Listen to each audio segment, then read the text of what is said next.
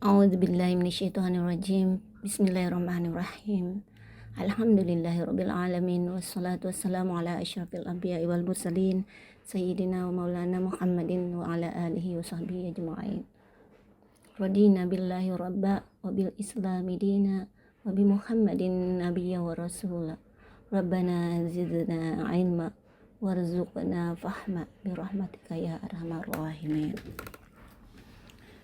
Good morning everyone. Welcome to Social Linguistic class again. This morning we are going to discuss about the nature of social linguistics.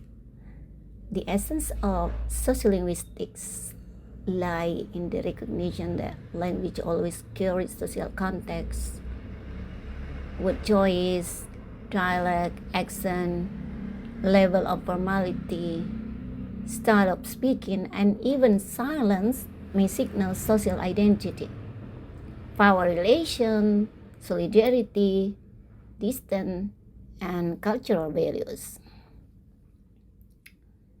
Jadi hakikat sosial linguistik itu terletak pada kesadaran bahwa bahasa selalu mengandung konteks sosial, baik berupa pilihan kata, dialek, accent, tingkat keformalan, gaya tutur, bahkan keheningan dapat menunjukkan identitas sosial, relasi kuasa, solidaritas, jarak dan nilai budaya. So language is therefore never purely neutral. It can function as a means of social integration, a tool for negotiation identity, a medium of education, an instrument of political legitimacy, and a vehicle of moral and religious formation. Therefore, talking about the nature of social linguistics involving the community activities relating to their language use. Now, firstly, let's discuss about the core proposition of social linguistics. To start with, I'll talk about the way social grouping and network affect the language people use. In this case, social change, the language is a social phenomenon, not merely a structural one. Therefore, to start with, I'll talk about the way social grouping and networks affect the language people use. In this case, let's say language is a social phenomenon, not merely a structural one. Therefore, the meaning of language is shaped by speakers, interlocutors, place, time, medium, and communicative purpose. And social change affects language, and language change in turn reshapes social interaction. Jadi perubahan masyarakat memengaruhi bahasa dan perubahan bahasa ikut mengubah pola interaksi sosial. So, linguistic competence is not only grammatical, it must also be socially and ethically appropriate. Jadi kompetensi bahasa itu tidak cukup hanya gramatikal, ia juga harus tepat secara sosial dan etis. Then I'll be talking about the key concept of sociolinguistics. There are 6 concepts will be discussed here. The first is language and social identity. Language may index region of origin, level of education, generation, social class, religious affiliation, and group orientation. For example, a student, a lecturer or teacher, a preacher, official, trader, digital activists, or whatever their specialists are, often perform a distinct identity through a distinct variety of language. The second is speech community. This community is a community bound by norms of language use. What unites is it is not merely shared vocabulary, but shared understanding of when, to whom, and for what purposes certain form of language are considered appropriate. Jadi speech community adalah komunitas yang diikat oleh norma penggunaan bahasa yang menyatukan komunitas ini bukan semata-mata kosakata yang sama, tetapi kesepakatan tentang kapan, kepada siapa, dan untuk tujuan apa bentuk bahasa tertentu dianggap layak. The third key concept of sociolinguistics is register, variety, and style. What it means by register is a language variety associated with a particular field or situation. Semiotic language, academic language, bureaucratic language, and social media language. Each have distinct features because they serve different social needs. Jadi register ini merupakan variasi bahasa yang terkait dengan bidang atau situasi tertentu. Misalnya bahasa khutbah, bahasa akademik, bahasa birokrasi, dan bahasa media sosial memiliki ciri masing-masing karena kebutuhan sosialnya juga berbeda.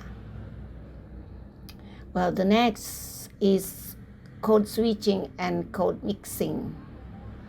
In multilingual societies, speakers frequently move from one language to another or blend elements from several languages at once.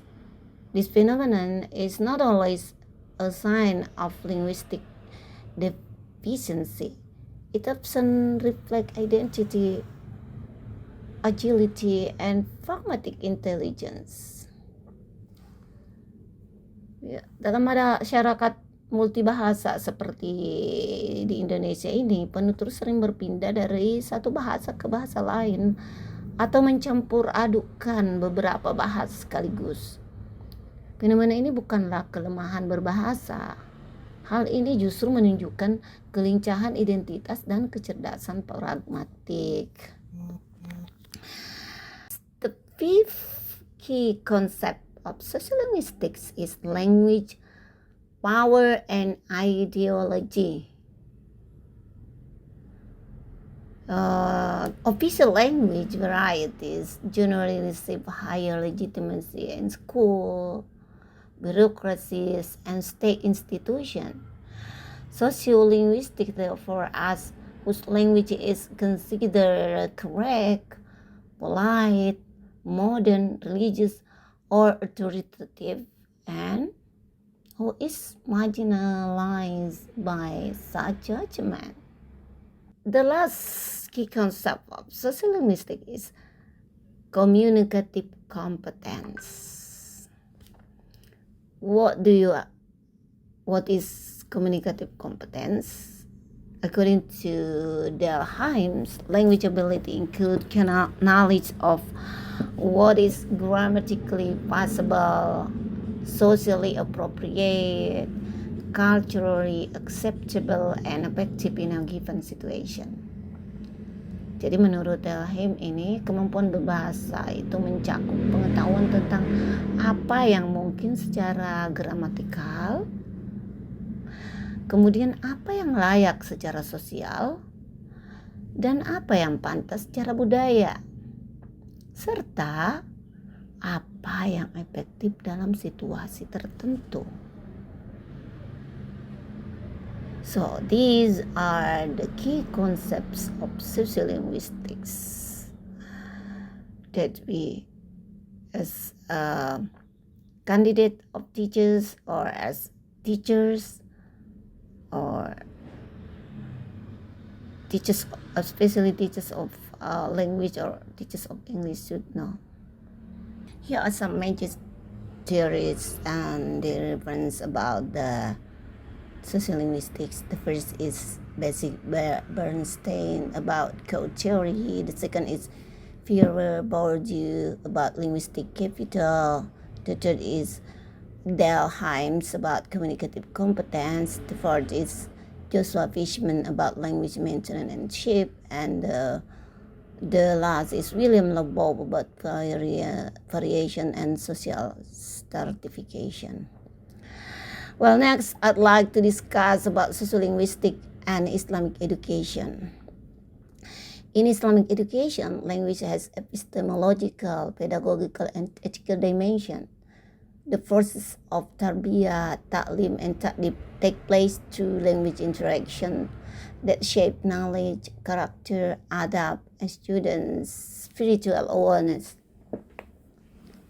Jadi dalam pendidikan Islam, bahasa memiliki dimensi epistemologis, pedagogis, dan etik. Proses tarbiyah, taklim, dan ta'dib berlangsung melalui interaksi bahasa yang membentuk ilmu, akhlak, adab, dan kesadaran spiritual peserta didik. So the Islamic perspective emphasizes that communication should embody wisdom, clarity, honesty, and respect for human dignity. This aligns with sociolinguistic because language choice must take account of the audience, the social context, and the moral impact of speech. About the conceptual foundation of sociolinguistics in Islamic teaching have been discussed in the Holy Quran.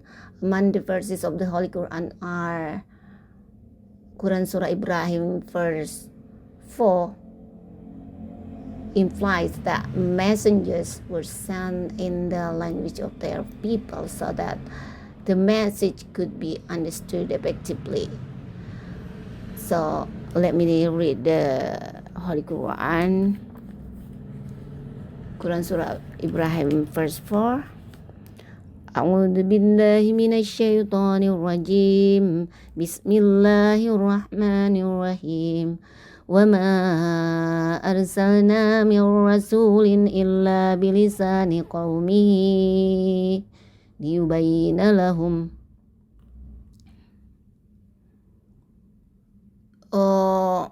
Ayat ini mengisyaratkan bahwa para rasul diutus dengan bahasa kaumnya agar pesan dapat dipahami secara efektif. In the Quran, Surah An-Nahl verse 125 also underscores the importance of compaying religion teaching with wisdom and good counsel. As in ayah, A'udzubillahi minasyaitonir rajim. Bismillahirrahmanirrahim. Ud'u ila sabili rabbika bil hikmah wal mau'idatil hasanah wajadilhum billati hiya ahsan. It means that serulah manusia kepada jalan Tuhanmu dengan hikmah dan pengajaran yang baik, dan berdebatlah dengan mereka dengan cara yang baik. And the last, it also mentioned in Quran Surat Al-Hujurat verse 13. This verse teaches recognition of human diversity and the importance of knowing one another across difference. So let me read this surah. A'udzu billahi minasyaitonir rajim. Bismillahirrahmanirrahim. Ya ayyuhan nasu inna khalaqnakum min zakarin wa untha waja'alnakum syu'uban wa qabaila lita'arafu. Inna akramakum 'indallahi atqakum. Innallaha alimun khabir. Shadaqallahul azim. So, surah ini mengajarkan pengakuan atas keragaman manusia dan pentingnya saling mengenal dalam perbedaan. Jadi adab berbahasa dalam Islam menuntut kesantunan, kebenaran, dan tanggung jawab sosial atas setiap ujaran. So the implication of Islamic education, teachers and preachers need to use language that bridge religion terms, students' life experience, and academic expectation. Then religious educational classroom must be sensitive to students' linguistic diversity like Indonesian, local languages, Arabic, and the digital terms they bring into class. And also, effective teaching is not only about delivering evidence, but also about managing register, examples, and speaking style so that the message reaches both reason and heart. Furthermore, I'd like to share about Indonesian society as a sociolinguistic space. As we know that Indonesia is an exceptionally rich sociolinguistic space. Indonesian function as the national and unifying languages, yet everyday life is also shaped by hundreds of local languages, urban varieties, religion languages, and the influence of global languages such as Arabic and English. This reality makes Indonesian society deeply familiar with code switching, code mixing, diglossia, and identity negotiation.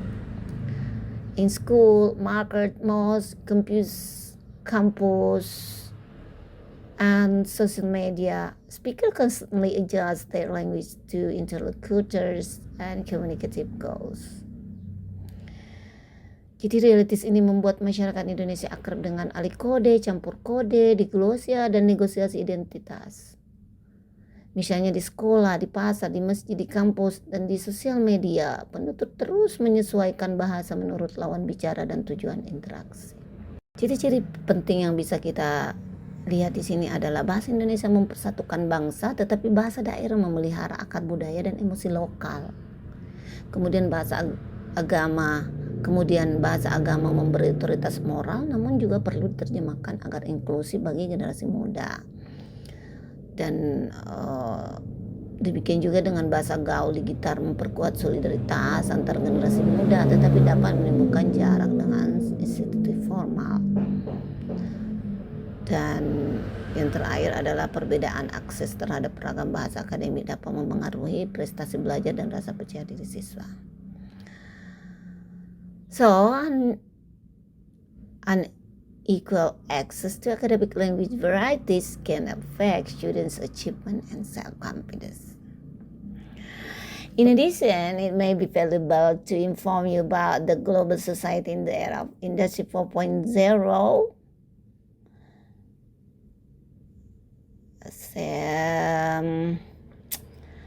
As we know that the era of Industry 4.0 is marked by digitalization, artificial intelligence, big data, the Internet of Things, online learning, and extremely rapid cross-border communication. Under this condition, language moves faster, spread further, and is increasingly mediated by digital platform and algorithms.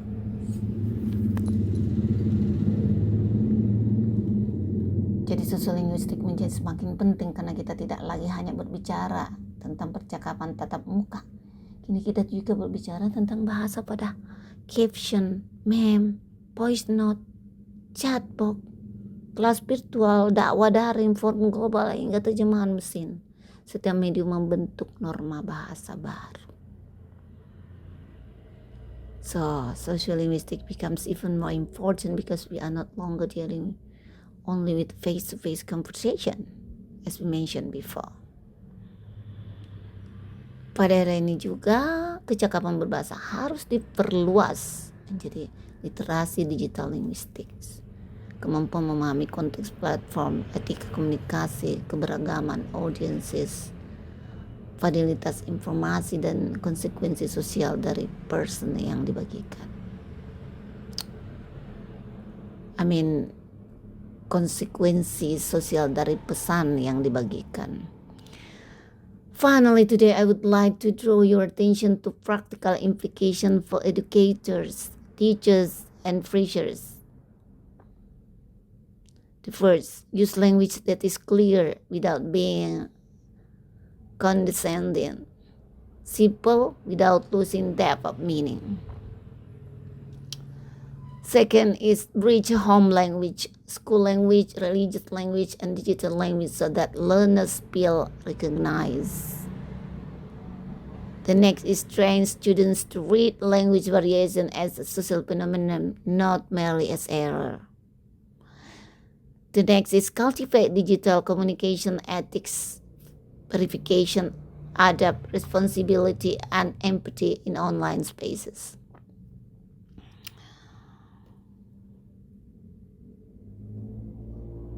Kemudian manfaatkan teknologi 4.0 secara kritis termasuk AI sebagai alat bantu belajar, bukan pengganti pertimbangan moral dan pedagogis. Kembangkan evaluasi yang menilai isi, konteks, dan strategi komunikasi, tidak hanya bentuk gramatika. Post conceptual synthesis here say that jika linguistik tradisional bertanya bagaimana bahasa tersusun, maka sosiolinguistik bertanya siapa yang berbicara, kepada siapa, dalam situasi apa, dengan tujuan apa, dan dengan konsekuensi sosial apa. Ketika perspektif ini dipertemukan dengan pendidikan Islam, bahasa tampak sebagai amanah sosial dan moral, bukan sekedar instrumen teknik.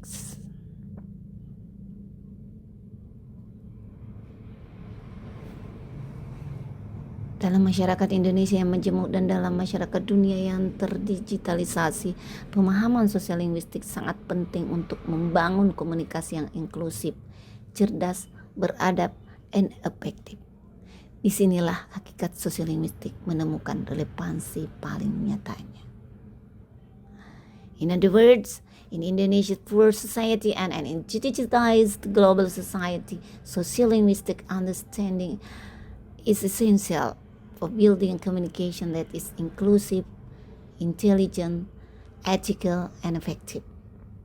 It's here that the true nature of sociolinguistic finds its most concrete relevance. In conclusion, we say that bahasa bukan sekedar alat menyampaikan pesan, tetapi ruang tempat identitas, nilai, kuasa, dan peradaban dinegosiasikan.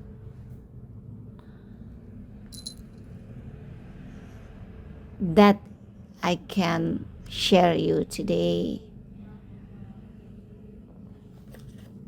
I do hope this can bring meaning to all of us. And let's close our meeting today by reciting Allahumma arinal haqqa haqqa warzuqna ittiba'ah wa arinal batila batilan warzuqna ijtinabah. Assalamualaikum warahmatullahi wabarakatuh.